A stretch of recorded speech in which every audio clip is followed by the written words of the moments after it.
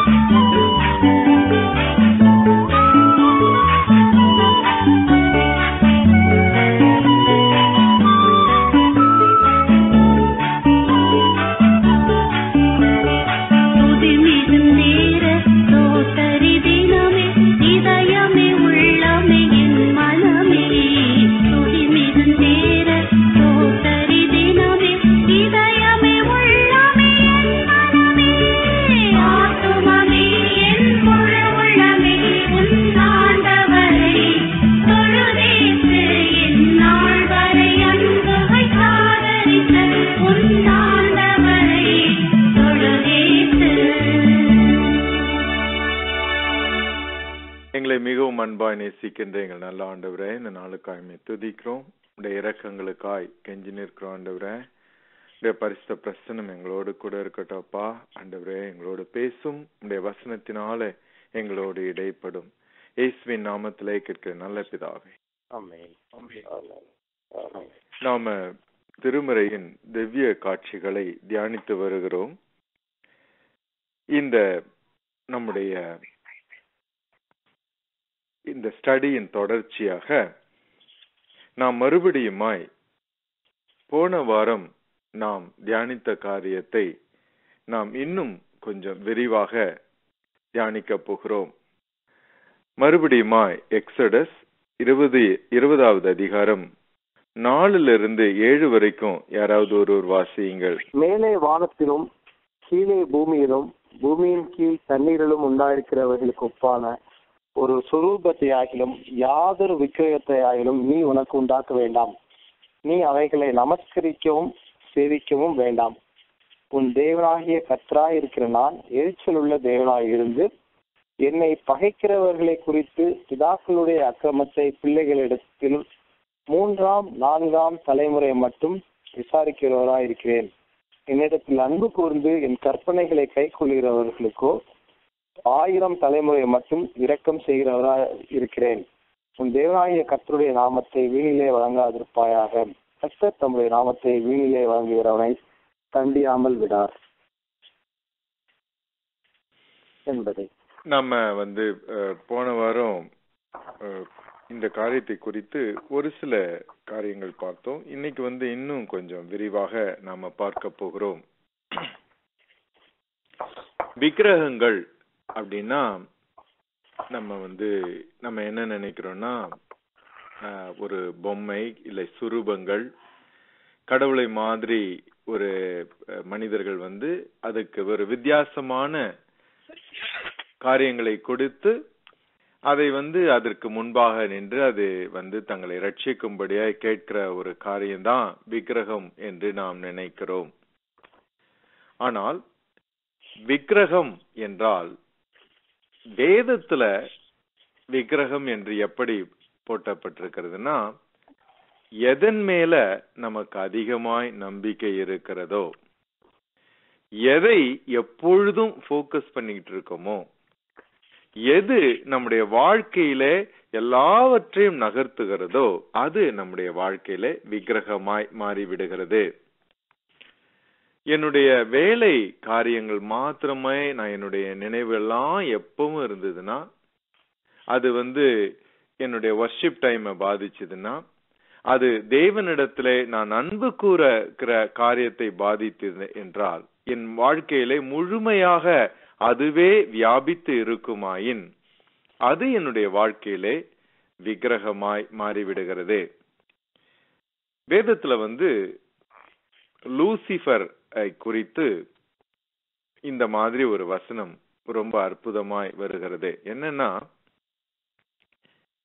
உன்னுடைய வியாபாரத்தின் மிகுதியினால் உன் ரட்சிப்பின் தேவனை நீ மறந்தாய் அப்படின்னு வருது. இந்த லூசிபரையும் தீருவின் ராஜாவையும் ஒருமைப்படுத்தி அந்த அவனை சொல்ற மாதிரி லூசிபரை பற்றியும் அந்த ஏசாயாவுல வரும். ரட்சிப்பின்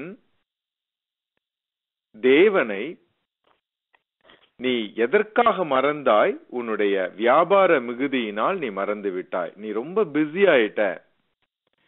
நீ பிஸி ஆயிட்டதுனால தேவனை நீ மறந்து விட்டாய். அப்போ கடவுளுக்காக ரொம்ப ஊழியம் செய்யற ஒருத்தர், அந்த ஊழியத்தின் வேலைகள் அதிகமாய் போனதுனால தேவனை மறக்கலாமா? மறக்கலாம். ரொம்ப அதிகமா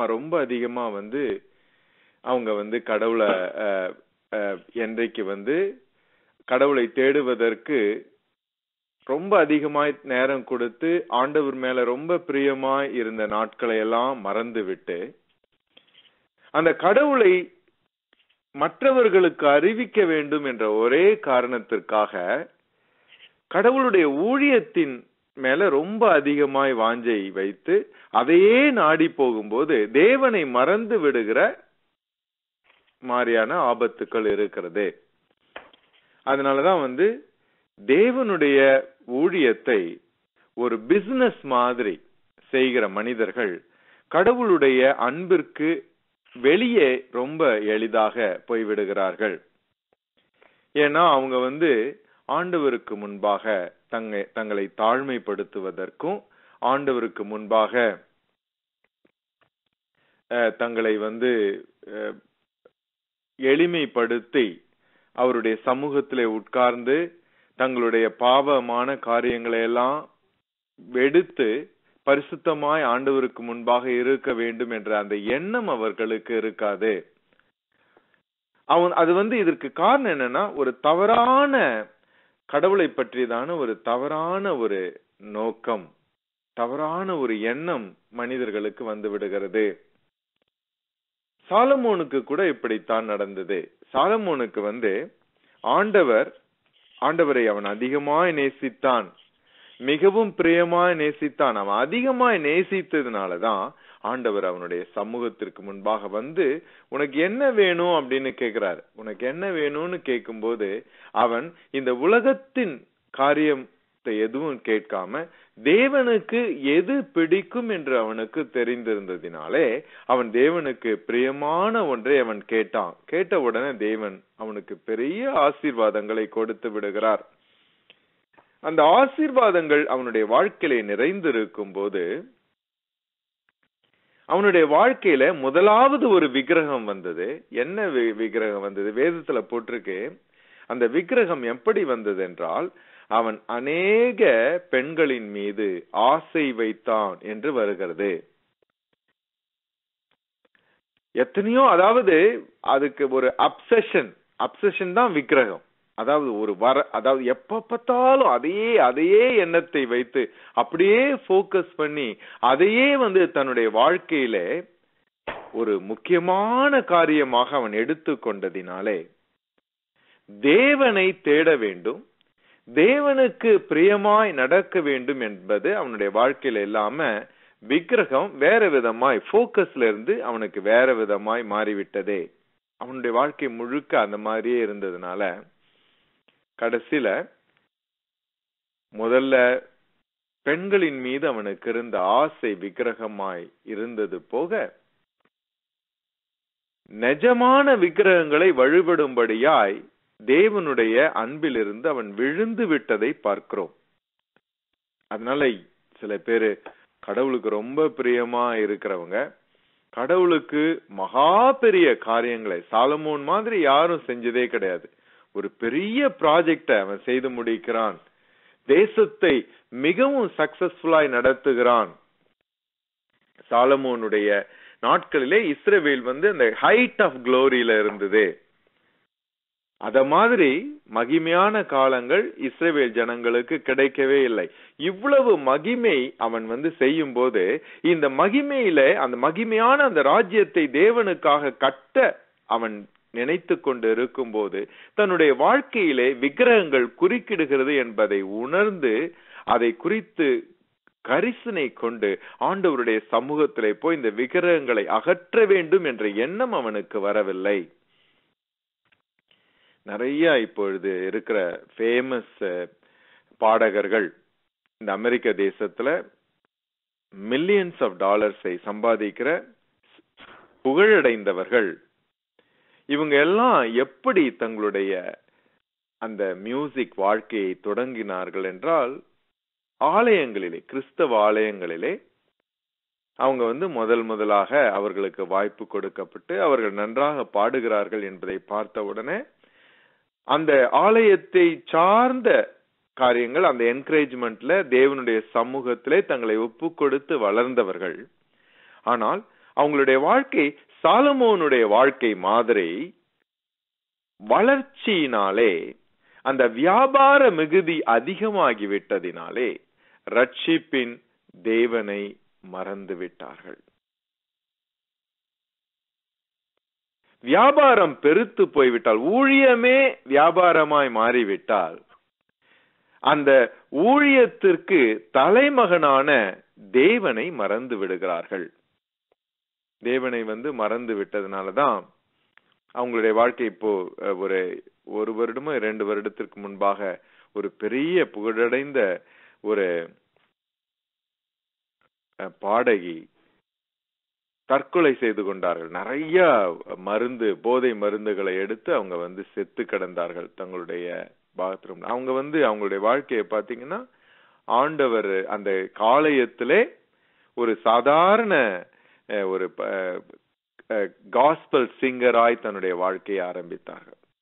பயங்கர புகழ், நிறைய பணம், இதெல்லாம் தேவனை மறந்து விட்டதுனாலே தேவன் கொடுக்கும் அந்த மன ஆறுதலும் தேவன் கொடுக்கும் அந்த சந்தோஷமும் அவர்களுக்கு இல்லாமல் போய்விட்டது.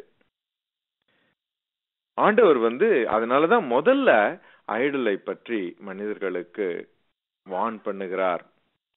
ஏன் ஐடலை பற்றி வார்ன் பண்ணுகிறார் என்றால், இந்த மனிதர்கள் நம்ம எல்லாம் இந்த உலகத்துல அவராலே படைக்கப்பட்டோம். நம்முடைய பர்பஸ் என்ன? நம்முடைய பர்பஸ் முதலாவது அவரை அறிந்து கொள்வது, அதுதான் பர்பஸ். இரண்டாவது அவரை அறிய செய்வது, இது 2வது பர்பஸ். இது 2 தான் நமக்கு. அவரை அறிந்து கொள்ளவும் மற்றவர்களுக்கு அவரை அறிமுகப்படுத்துவதும் தான் நம்முடைய வாழ்க்கை. ஆனா இந்த மற்றவர்களுக்கு அறிமுகப்படுத்துகிற காரியம் 2வது காரியம் தான், அது முதல் கிடையாது. எல்லாமே அவரை அறிந்து கொள்வதற்கு நமக்கு சரியாய் ஏதுவாய் இல்லாவிட்டால் நம்முடைய வாழ்க்கையிலே விக்கிரகங்கள் நுழைந்துவிடும். ஆண்டவராகிய இயேசு கிறிஸ்து மனம் திரும்பின மனிதனை குறித்து இப்படியாய் சொன்னார், அது பெருக்கி சுத்தம் பண்ணப்பட்ட ஒரு இடமாயிருக்கிறது. ஆண்டவராகிய இயேசு கிறிஸ்துவை ஏற்றுக்கொள்ளும் போது எல்லாவித அந்த இதயத்துல இருக்கிற அந்த பேய், பிசாசு, அப்சஷன் எல்லா காரியமும் வெளியில போயிடும். அது சுத்தமாக இருக்கும். ஆனால் சுத்தமாக இருக்கும் அந்த இதயத்திலே என்ன நடக்க வேண்டும்? அவரை அறிகின்ற அறிவினாலே நாளும் அந்த இதயம் நிரப்பப்பட்டு கொண்டிருக்க வேண்டும். அந்த இடம் நிரப்பப்பட்டு கொள்ளாமல் அப்படி வெறுமையாகவே இருக்குமானால் என்ன நடக்கும்? இந்த உலகத்தின் காரியங்கள் ஒவ்வொரு விக்கிரகமா உள்ள உட்கார்ந்துரும். அப்ப முதல்ல ஆண்டவர் துரத்தும் போது, ஆண்டவர் உள்ள வரும்போது 5 இருந்ததுன்னா இப்ப 50 இருக்கும்.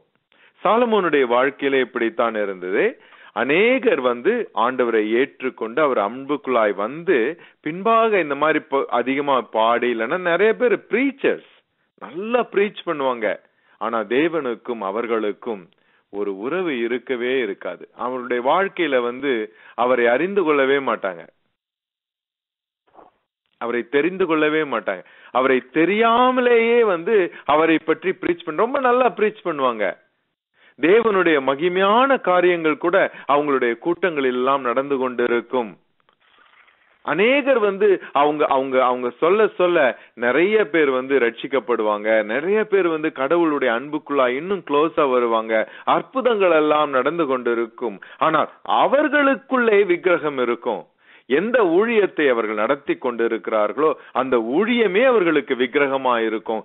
அதை பிசினஸ் ஆய் அவர்கள் நினைப்பதினாலே அவர்களுக்குள்ளாக ஒரு விக்கிரகம் இருந்து கொண்டிருக்கும். தேவன் அவர்களுடைய இதயத்திலே அந்த சிம்மாசனத்திலே இருக்கவே இருக்க மாட்டார். அதனாலதான் வந்து ஆண்டவரை பிரீச் பண்ணுகிறவர்களுக்கும் அவர்களுடைய வாழ்க்கையிலே நடக்கும் காரியங்களுக்கும் சில நேரங்களிலே சம்பந்தம் இல்லாமல் இருக்கிறது.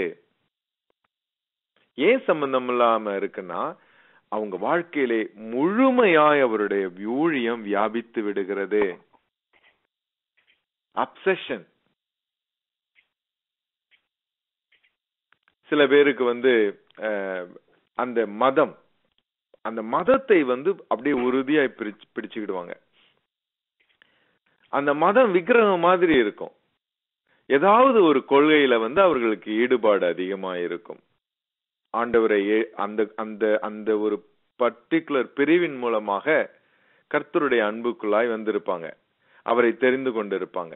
அது வந்து பிரதரின் என்ற பிரிவாய் இருக்கலாம், இல்லாவிட்டால் பென்டிகாஸ்டல் என்ற பிரிவாய் இருக்கலாம், இல்ல வேற ஏதாவது பாப்டிஸ்ட், எத்தனையோ மெத்தடிஸ்ட், எத்தனையோ விதமான வகை வகையான பிரிவுகள் இருக்கிறது. ஏதோ ஒரு பிரிவின் மூலமாக, ஏதோ ஒரு டினாமினேஷன் மூலமாக ஆண்டவரை அவர்கள் தெரிந்து கொண்டிருக்கலாம்.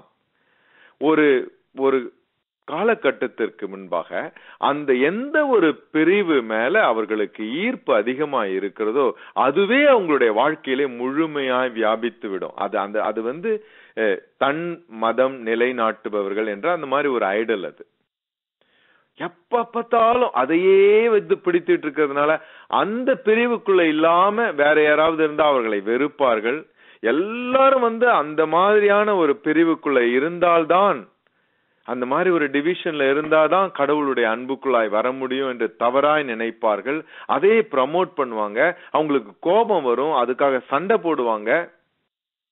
இதற்கெல்லாம் காரணம் அவர்களுடைய இதயத்திலே ஆண்டவர் இருக்கும் இடத்திலே அந்த பிரிவு, அந்த டினாமினேஷன், அந்த ஊழியம், அந்த ஊழியத்திற்கான காரியம் இதெல்லாம் இருக்கிறது.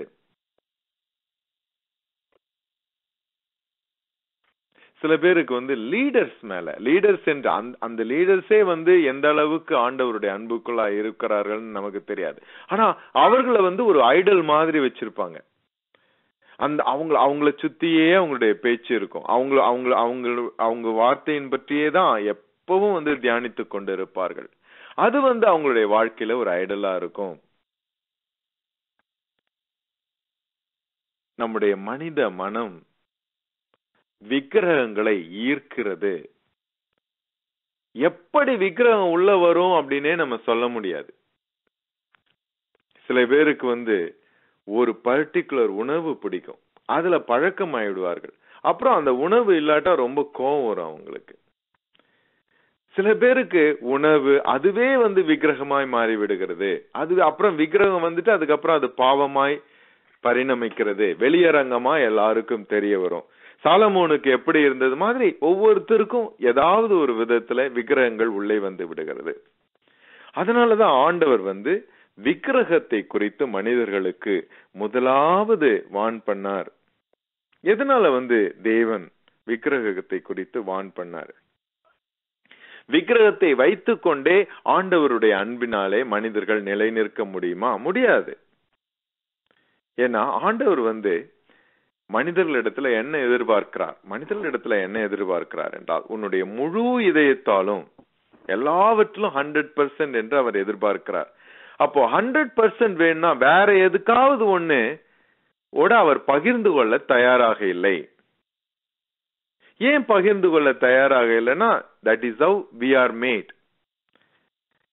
நம்மை அப்படியே அவர் வணைந்திருக்கிறதுனாலே நம்முடைய சரீரம், ஆத்துமா எல்லாம் முழுமையாய் அவரை ஆராதிப்பதற்கும் அவர் ஒருவரே தேவனாய் கொண்டிருப்பதற்காக நாம் வணையப்பட்டிருப்பதினாலே வேற எந்த காரியமும் நம்முடைய இதயத்திலே வரும்போது அது பாவத்திற்கு வழிவகுத்து விடுகிறது. ஜெனிசிஸ்ல நம்ம இந்த காரியத்தை நம்ம பார்க்கிறோம். தேவன் ஒரு கட்டளையை கொடுக்கிறார். நம்ம போன வாரம் கூட இதை பார்த்தோம். இந்த பழத்தை நீங்க சாப்பிடக்கூடாது, மற்ற எல்லாவற்றையும் நீங்க சாப்பிடலாம். இது ஒரு கட்டளை தான், ஒரே ஒரு கட்டளை தான். அவங்களுடைய பைபிள் ரொம்ப ரொம்ப சிம்பிள். ஏனென்றால் அவர்களுடைய இன்டெலெக்சுவல் அபிலிட்டி அவ்வளவுதான். அவர்கள் குழந்தைகளை மாதிரி இருந்தாங்க. அவங்களுக்கு அந்த சமூகம் இன்னும் உருவாகவில்லை, நாலேஜ் இன்னும் வரல. அப்போ அவங்களுக்கு இருக்கிற காரியத்துல அதை ஒரே ஒரு காரியம் தேவன் கொடுத்திருந்தார், இந்த பழத்தை நீங்க சாப்பிடக்கூடாது, இவ்வளவுதான். இந்த பழத்தை ஏவாள் அந்த பழத்தை பார்க்கும்போது அவளுக்கு எப்படி இருக்குதுன்னா, அந்த பழம் அவளுக்கு ரொம்ப அதை பார்க்கும்போது அதுக்கு அது ஒரு செடக்டிவ் பவர் அந்த பழத்திற்கு விடுகிறது. அந்த பழத்தை பார்க்க பார்க்க பார்க்க ஏவாளை பொறுத்த வரைக்கும் அது அவளுடைய வாழ்க்கையிலே விக்கிரகமாய் மாறி விடுகிறது. நான் ஏற்கனவே சொன்ன அந்த பழத்தின் மீது இருக்கும் ஆசையினாலே ஏவாள் என்ன நினைக்கிறாள், தனக்கு விடுதலை இல்லை என்று நினைக்கிறாள். அந்த பழத்தின் மீது வந்த ஆசையினாலே அந்த பழம் கொஞ்சம் கொஞ்சமா அது ஒரு சாதாரண எடிபிள் ஃப்ரூட். எத்தனையோ கோடிக்கணக்கான பழங்கள் இந்த உலகத்துல இருக்கு. அந்த உலகத்துல ஒரே ஒரு சாதாரண மரம். அது எத்தனையோ கோடியான சுவைகளை தேவன் படைத்திருந்தார். எத்தனையோ சுவையில இதுவும் ஒன்று, அவ்வளவுதான். அது கிடையாது, ஒன் ஆஃப் த, அவ்வளவுதான். ஆனாலும் அத மாத்திரம் ஏவாள் போக்கஸ் பண்ணுகிறதுனால அது பெருசாகி பெருசாகி பெருசாகி ஒரு பெரிய தெய்வமாக, ஒரு விக்கிரகமாக அவளுடைய இதயத்திலே உட்கார்ந்து விடுகிறது. எந்த அளவுக்கு பெருசா வருதுன்னா, தேவனை பகைக்கிற அளவுக்கு பெருசா வருகிறது. எப்படி பகைக்கிறான்னா, ஆண்டவர் சொல்லி இருக்கிறாரு, நீ பழத்தை சாப்பிடக்கூடாது, அந்த பழத்தை சாப்பிடக்கூடாதுன்னு சொல்லி, அப்போ துணிந்து அதை சாப்பிடுவதற்காக தன்னுடைய எஃபர்ட்டை எடுத்து கொடுக்கிறார். அது மட்டும் இல்ல, தான் செய்தது மட்டும் இல்லாமல் தன்னுடைய கணவனுக்கும் அதை கொடுக்கிறாள். அந்த அளவுக்கு பகை.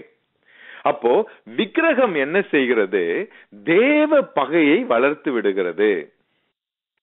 முதலாவது, விக்கிரகம் மனிதர்களுக்கு விடுதலை உணர்வை எடுத்து போடுகிறது. இரண்டாவது, விக்கிரகம் என்ன செய்கிறது? தேவ பகையை வளர்த்து விடுகிறது. அதனாலதான் விக்கிரகத்தையும் ஆண்டவர் தன் மீது அன்பு கூறுகிற காரியத்தையும் தன் மீது பகைக்கிற காரியத்தையும் இந்த வசனங்களிலே சொல்லுகிறார். என் மீது அன்பு கூறுபவர்கள், என் மீது அன்பு கூறுபவர்னா விக்கிரகம் இல்லாமல் இருப்பவர்கள். நான் என்னுடைய அலுவலகத்திலே வேலை செய்பவர்களிடத்திலே சில காரியங்கள் ஆலோசனையாய் சொல்லுவேன். என்ன சொல்வேன்னா, நீங்க இந்த 8 மணி நேரம் வேலை செய்யும் போது முழுமையாய் வேலைக்காக அவைலபிளா இருக்கணும் அப்படின்னு சொல்லுவேன். நம்முடைய மனமும் எல்லாம் அதிலேயே வரணும்.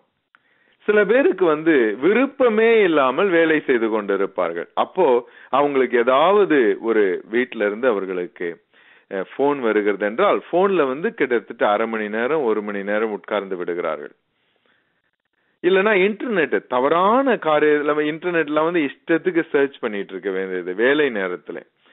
வேலை, அதாவது ஆராய்ச்சிக்கு தங்களை அவைலபிளாய் வைக்காத மாதிரி ஒரு நிலைமை இருக்கு. அதே மாதிரி நம்முடைய வாழ்க்கையில விக்கிரகங்கள் இருக்குமானால் தேவனுக்கு நம்ம அவைலபிளாவே இருக்க மாட்டோம். அவர் பேசினா கூட நமக்கு கேட்காது. நான் ஏற்கனவே சொல்லியிருக்கேன் இதை.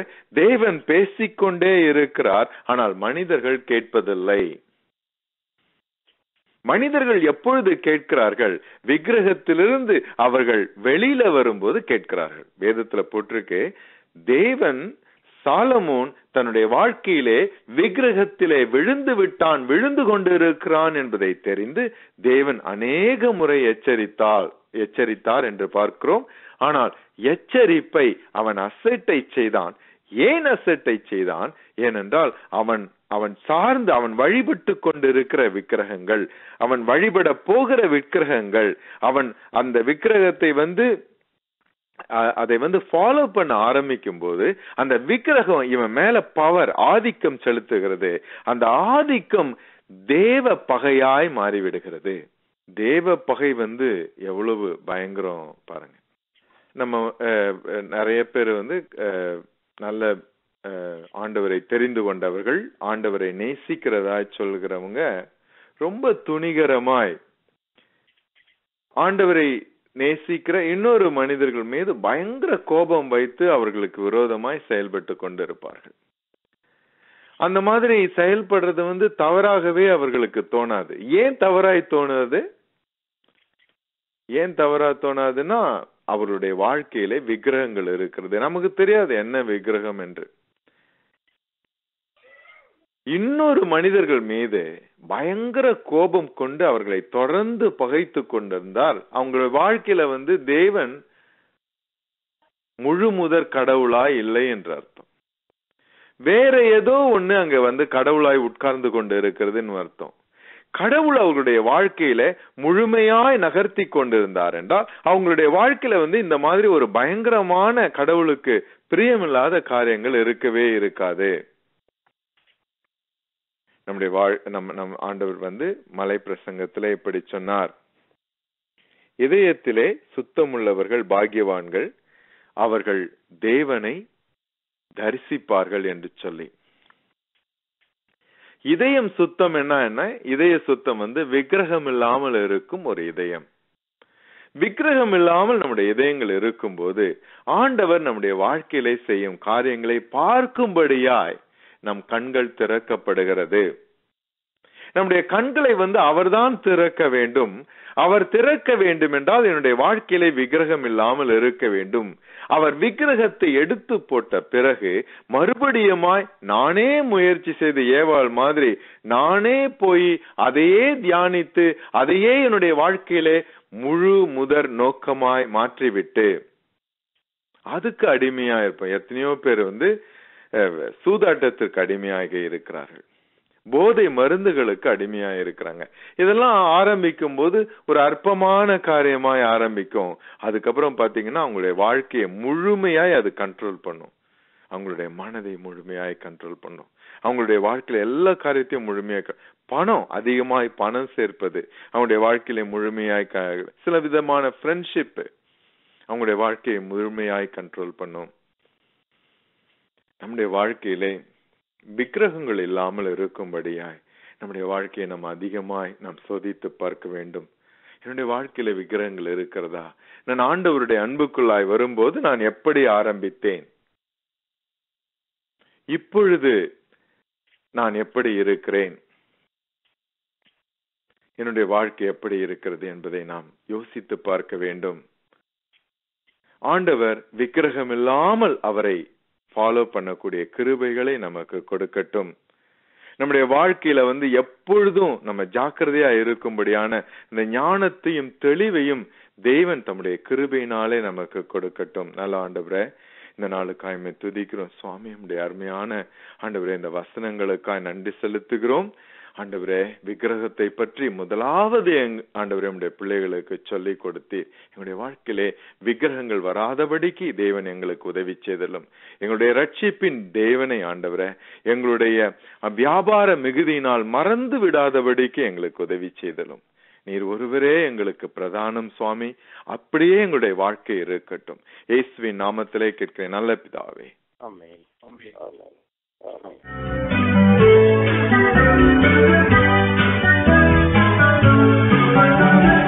ஆத்துமமே என் முழு உள்ளமே என் ஆண்டவரை